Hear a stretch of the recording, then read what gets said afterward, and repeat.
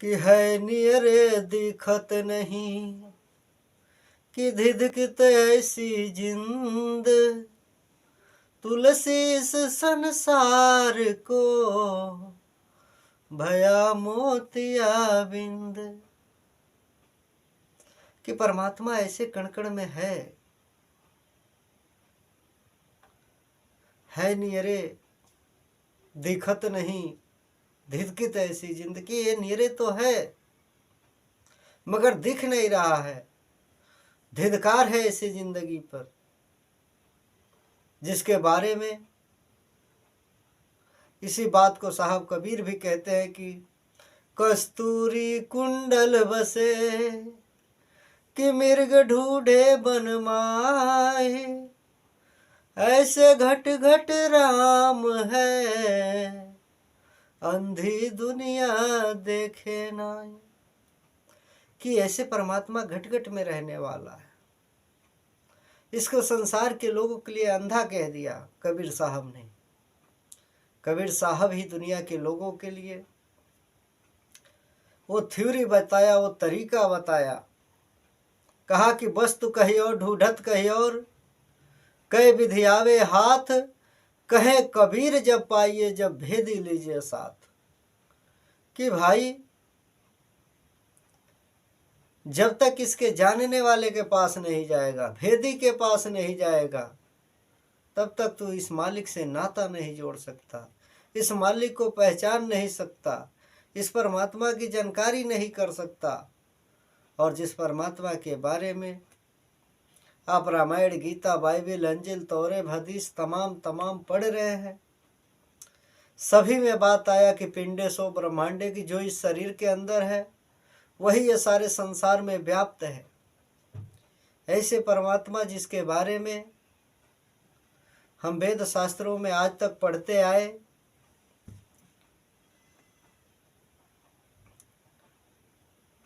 कि ये तीनों काल में एक रस रहने वाला है, जो तिहुकाल एक रस रहीं, वेद पुराण निगमस कहीं। कि जो तीनों काल में एक रस रहने वाला है, इसमें कभी परिवर्तन नहीं होता, कभी ये घटता नहीं, बढ़ता नहीं। ऐसे परमात्मा की जानकारी आज ये निराकार आध्यात्मिक मिशन आज सारे संसार के लोगों के लिए ये मिशन पैगाम दे रहा है। कि भाई जिसके बारे में आप रामायण में पढ़ रहे हो कि हर व्यापक सर्वत्र समाना, प्रेम से प्रकट होई मैं जाना, या वो भी लाइन पढ़ रहे हो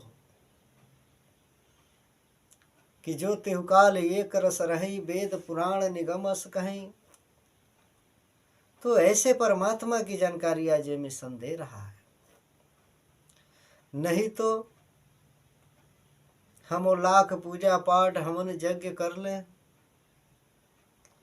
महापुरुषों ने कहा कि जब तप से नहीं जाना जाए, कर्म धर्म से कोसों दूर, कहे अवतार मिले यदि सतगुरु, तब दिखे ईश्वर का नूर। कि जब पूरा सतगुरु मिलता है तब ये ईश्वर का नूर, ईश्वर का दीदार करा देता है। और आज इस भक्ति तो पूरा दुनिया कर रही है, संसार कर रहा है। मगर कबीर साहब ने कहा कि पाथर पूजे हरि मिले, तो पूजू मैं पहाड़, घर की चकिया कोई न पूजे जिसका पीसा खाए। कि संसार में अगर पत्थर के पूजने से अगर भगवान मिल जाता, तो साहब कबीर दुनिया के लोगों के लिए कह रहे हैं कि मैं तो पहाड़ पूजने के लिए तैयार हूं। उससे तो अच्छा वो घर की चकी है जिसका पीसा हुआ सारा घर खाता है, परिवार खाता है, तो क्यों ना हम उसकी पूजा कर लें। आगे साहब कबीर दुनिया के लोगों के लिए चेतावनी दिया। कहा कि कहाँ परमात्मा को ढूंढ रहे हो, ये तो तुम्हारे अंदर ही है। माँ कबीर साहब ने कहा कि जल में कुंभ, कुंभ में जल है, बाहर भीतर पानी। कि ये शरीर ये कुंभ है, ये अंदर और बाहर पानी, अर्थात ये निराकार शक्ति जो अंदर है बाहर है। इसी को कहा पिंडेशो ब्रह्मांडे। ये एक है और आदिकाल से ये दुनिया नहीं थी तब भी ये था, दुनिया है तब भी ये है, ये दुनिया खत्म हो जाएगी तब भी ये रहने वाला है। ऐसे परमात्मा की खोज आज दुनिया कर रही है, जिसके बारे में कबीर साहब ने कहा कि टुन टुन टुन टुन घंटी बाजे, कि मूर्ति पूजलू पितरी के, कहे कबीर सुनो ये दुल्हन, हाल न जनलू भीतरी के। यानी आज हाल अपने अंदर की जानना है कि हम हैं क्या, हूँ माई द सेल्फ, कि भाई मैं हूँ कौन और कहाँ से आया हूँ, मुझे कहाँ जाना है। इसका पता आज ये निराकार आध्यात्मिक मिशन करा रहा है और सारे मानव जाति को ये संदेश भी दे रहा है कि भाई अगर समय के रहते तो इस मालिक से नाता नहीं जोड़ा। तो महापुरुषों ने कहा कि अविनाशी घर को नहीं जाना, जन्म अमोलक जाए हार, अविनाशी घर को नहीं जाना तो खूब पड़ेगी जम की मार। क्योंकि बचोगे नहीं, जिसकी दी हुई जिंदगी तू जी रहे हो, जिसकी दी हुई हवा तू पी रहे हो, जिसकी बनाई हुई दुनिया में सारा कर्म कर रहे हो, कह रहे हो कि परमात्मा न पाता है। तो ये पशु नहीं समझ सकते, ये पक्षी नहीं समझ सकते। ऐ दुनिया के इंसान, अगर आप लोगों ने नहीं समझा तो आपके पुरातन महात्मा आपके लिए कह के चले गए कि आहार निद्रा भय में कुनानी, समान चेताणी ज्ञाने नधिकम विशेषम, ज्ञाने नहीना पशु भी समाना। कि ज्ञानहीन मनुष्य पशु के समान कह दिया गया।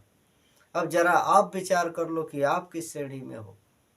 अगर अपने आप को ज्ञानी मानते हो तो भगवान किशन जी महाराज ने 13 अध्याय के 11 श्लोक में ज्ञान की परिभाषा बताया है। कहा है कि आध्यात्मिक ज्ञान में निष्ठ स्थिति तथा तत्व ज्ञान के अर्थ रूप परमात्मा को सर्वत्र और सदैव देखना ज्ञान है। और परमात्मा को सर्वत्र और सदैव इस मनुष्य के जीवन में ही जाना जा सकता है, देखा जा सकता है। और रामचरितमानस की लाइन हम रात दिन पढ़ रहे हैं, वो बात भी आई है कि नर्तन सम नहीं कौनो देही, जीव चराचर याचक दे। कि नर्तन के समान इस दुनिया में कोई तन ही नहीं बना जिस तन में इस मालिक की पहचान किया जा सके। और आज हम केवल उस दौड़ में लगे हैं।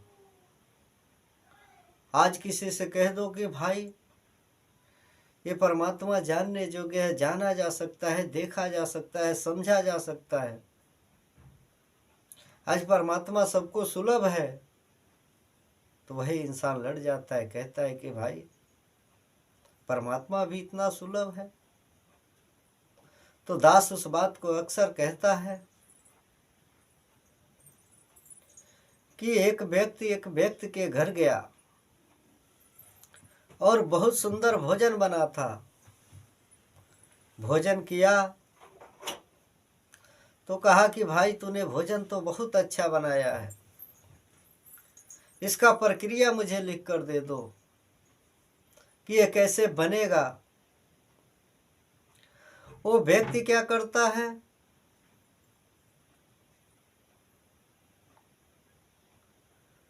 एक पन्ना उठाता है, उस पर लिख देता है कि इतना मिर्च पड़ेगा, इतना मसाला पड़ेगा, इतना हल्दी पड़ेगा, फिर ये भोजन बन के तैयार हो जाएगा। वो व्यक्ति क्या करता है कि जब वहां से चलता है तो रास्ते में उसके जेहन में वही बातें आती है कि आज तो भोजन बना था, मैंने खाया, बहुत अच्छा लगा, चलता हूँ घर बनाऊंगा खाऊंगा बहुत अच्छा लगेगा।